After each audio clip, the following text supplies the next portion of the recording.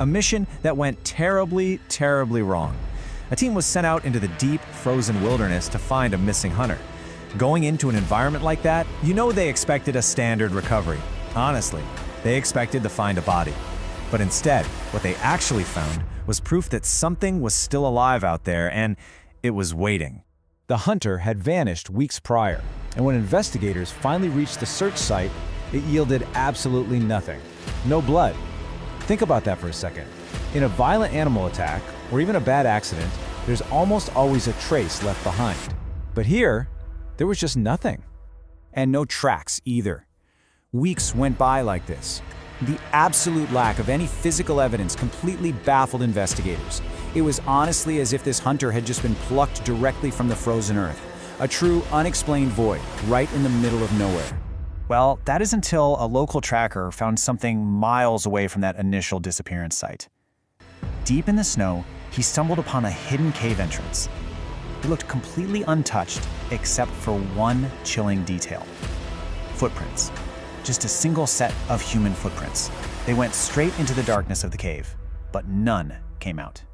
Naturally, the rescue team prepared to go in. But before they did, that local tracker, he actually refused to go any further. Because, according to local legends passed down in that area for generations, this specific hidden cave already had a name. They called it the feeding place. Part 1. The descent into unnatural warmth. So the team of investigators enters the cave just before sunrise. And at first, everything felt completely normal. It was exactly what you'd expect, right? Cold stone, frozen walls, the sound of dripping water echoing in the dark. But almost immediately, there was this jarring sensory shift. I want you to imagine this.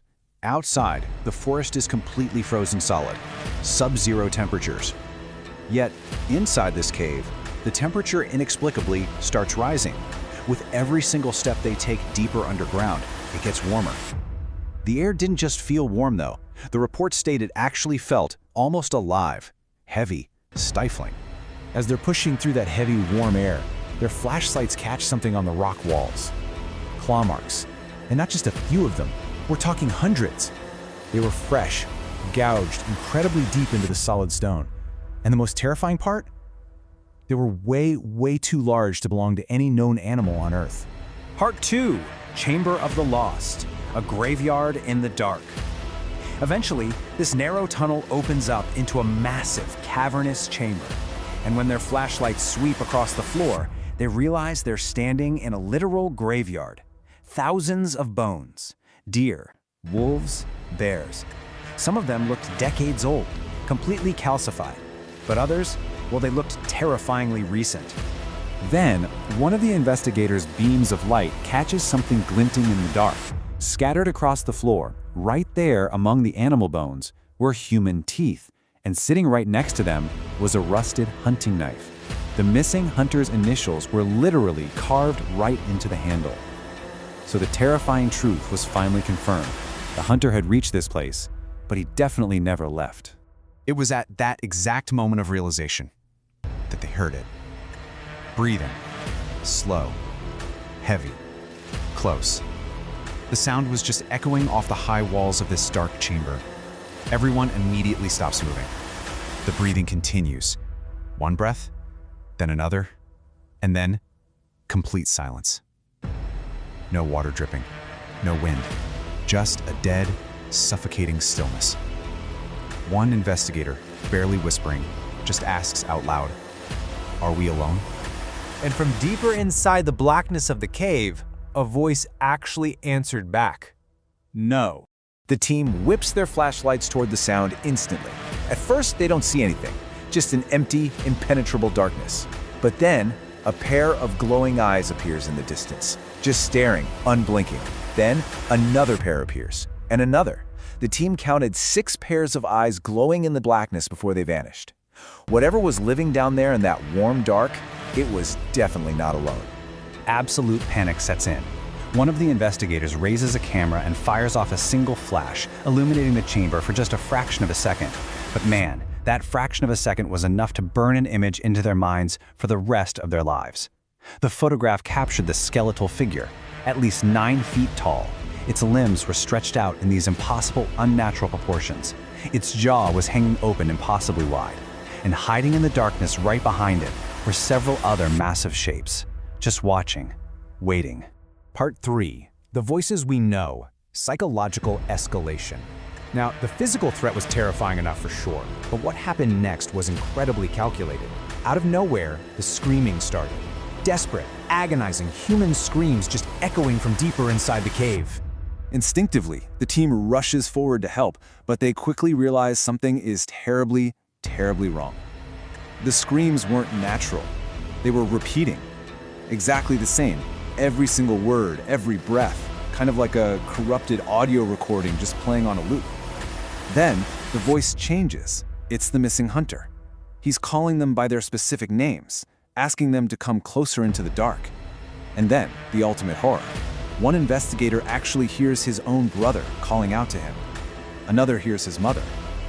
The entity in this cave wasn't just mimicking random sounds. It was perfect psychological warfare, specifically tailored to manipulate and break each individual person standing there. The team completely broke. They turned and they ran. But it was like the cave itself turned against them. First, the flashlights began to fail, one by one, plunging them into total darkness. Then, the actual geometry of the cave inexplicably altered. Passages shifted. Tunnels split where there were definitely no splits before. Nothing looked familiar anymore. And all the while, that slow, heavy breathing returned, echoing louder and louder from right behind them. Someone risks a quick glance backward over their shoulder. The glowing eyes were there. They were actively following them through the shifting tunnels, and the distance between the team and these entities was closing fast. They were being hunted. Part 4. The final photograph. 3 days later. The chase through the dark was just absolute chaos. Most of the rescue team somehow managed to scramble out of the cave and into the freezing dawn. But when they gathered out there in the snow, gasping for air, they realized someone was missing. One investigator had been left behind in the dark. 3 days later, heavily armed search crews returned to the feeding place. They didn't find the missing investigator. What they did find were the scattered remains of the escapees, abandoned climbing equipment, smashed, broken radios, and, lying there, half buried in the dirt of the cave floor, a damaged digital camera. Now, the physical camera was completely ruined, but forensic teams did manage to extract the memory card, and on it was a single surviving image. It showed the missing investigator. He was standing in absolute pitch darkness, looking directly into the camera lens, and he was smiling. But right behind him, completely filling the frame, dozens and dozens of glowing eyes were staring out from the cave walls. That image is deeply unsettling on its own, but the data attached to it, that makes it impossible. The metadata proved that this photograph was taken exactly 2 days after the investigator was left behind in the cave. But here is the truly chilling part. According to the camera's internal timestamp and gyroscope data, the camera was completely stationary. It was resting on the ground, literally no one was holding it. So, as we wrap up this explainer, I'll leave you with this final thought. The investigator is standing in the dark. He's smiling. The entities are waiting in the walls behind him. The camera is resting in the dirt. So, if no one was holding the camera, who took the picture?